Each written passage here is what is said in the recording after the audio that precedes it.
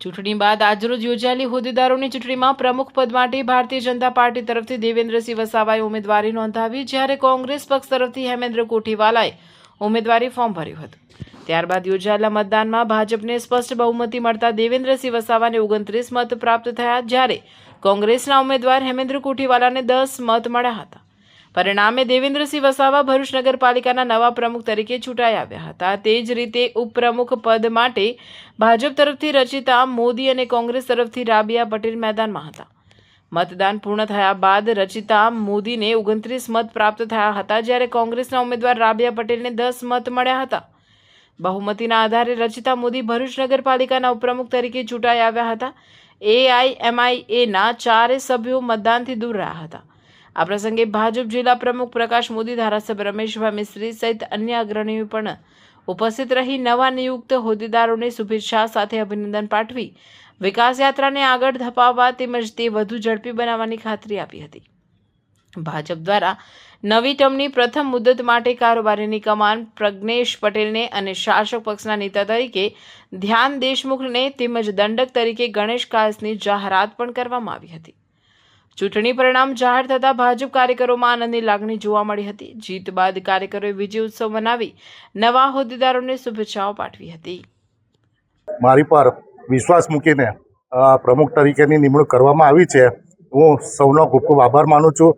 ભરૂચની જનતાનો ખૂબ ખૂબ આભાર માનું છું। આ વિકાસના કાર્યો અમે સાથે મળીને દરેક સભ્ય સંકલન કરીને પૂર્ણ કરીશું। એ જ અભ્યર્થના। ભારત માતા કી જય, વંદે માતરમ, જય જય ગરવી ગુજરાત। પ્રમુખ બન્યા પછી તમે કોને પહેલા પ્રાથમિકતા આપશો?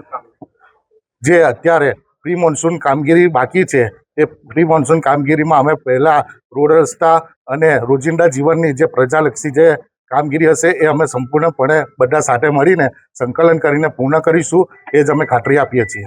પ્રદેશ મહુડી મંડળનો અને માનનીય ધારાસભ્ય રમેશભાઈ મિસ્ત્રી, જિલ્લા પ્રમુખ પ્રકાશભાઈ મોદી અને મહુડી મંડળના તમામ સભ્યોનો હું ખૂબ દિલથી આભાર માનું છું અને નગરસેવકોનો બી ખૂબ ખૂબ આભાર માનું છું કે એમને મારી પર વિશ્વાસ રાખીને મને આ પદ આપ્યું, એ બદલ એમનો ખૂબ ખૂબ આભાર। છેલ્લા 31 વર્ષથી ભરૂચ શહેરમાં ભારતીય જનતા પાર્ટીનું શાસન છે। ફરીથી 5 વર્ષ માટે ભરૂચ નગરના મતદારોએ ભારતીય જનતા પાર્ટીના નગરસેવકો ઉપર વિશ્વાસ રાખ્યો છે। અમે સૌ આગેવાન તરીકે ભરૂચની પ્રજાને ખાતરી આપીએ છીએ કે છેલ્લા 31 વર્ષથી જે કામગીરી ભરૂચમાં વિકાસની થઈ રહી છે એને વધારે આગળ ઝડપથી આગળ વધારીશું। અમને વિશ્વાસ છે અમારા જે 29 સભ્યો અને ભરૂચ નગરપાલિકાના ભરૂચ શહેરના કુલ 44 સભ્યો આ બધા ભેગા મળીને ભરૂચ શહેરની સમસ્યાઓના ઉકેલ માટે છેલ્લા 31 વર્ષથી જે પ્રયાસો કરીએ છીએ એને વધારે ઝડપથી સક્રિયતાથી આગળ વધારીશું અને ફરીથી ભરૂચની જનતાનો વિશ્વાસ સંપાદન કરતા રહીશું।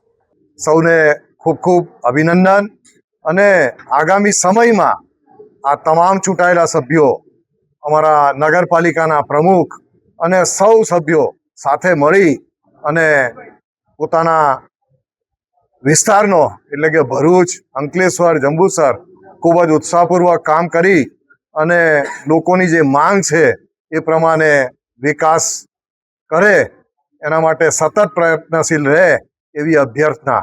પ્રમુખ, કારોબારી, શાસક પક્ષ અને અમારા ઉપપ્રમુખ મોદી સમાજમાંથી જે બહેન આવે છે બધા જ યુવાઓને આ વખતે પદ આપ્યું છે અને ભારતીય જનતા પાર્ટીનો વિશ્વાસ છે કે નગરપાલિકામાં સુશાસન સારામાં સારું આ યુવાઓની ટીમ કરશે એવી અભિરચના સાથે વિરમું છું। ભારત માતા કી જય, વંદે માતરમ।